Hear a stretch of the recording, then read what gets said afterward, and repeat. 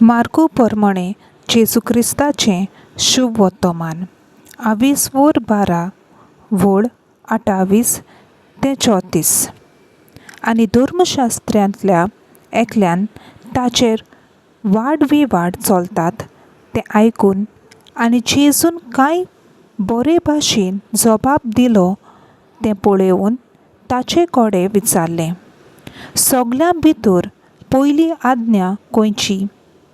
जेजून ताका जाप दिली, पयली आज्ञा ही, आयक इस्रायेला, सर्वेस्पर आमचो देव एकलो सर्वेस्पर आनी सर्वेस्परा तुज्या देवाचो सगळ्या तुज्या काळजान, सगळ्या तुज्या जिवाच्या बळान, सगळ्या तुज्या मनान आनी सगळे तुजे शक्तीन तूं मोग करतलोय.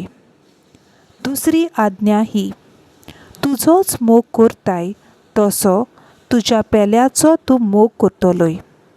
हाचे परस व्हड आनीक आज्ञा ना. आनी धर्मशास्त्रान ताका म्हणलें, शाबास गुरुजी, तुवें सांगलें तें खरें. तो एकलो आनी ताचे भायर दुसरो ना. खरेंच सगळ्या काळजान, सगळ्या मनान, सगळ्या जिवाच्या बळान, सगळे शक्तीन आमी ताचो मोग करूंक जाय आनी आमचोच करता तसो आमच्या पेल्याचो आमी मोग करूंक जाय. हें सगळ्या होमा आनी योजना परस एकदम अदीक व्हडलें. ताणें शाणेपणान प्रतिपाळ केलो म्हूण पळयोवन जेजून ताका म्हणलें, तूं देवाच्या राज्यांतावन पयस नाय. आनी त्या फुडें कसलोच प्रस्न ताका घालूंक कोणाकूच काळीज जायनासलें.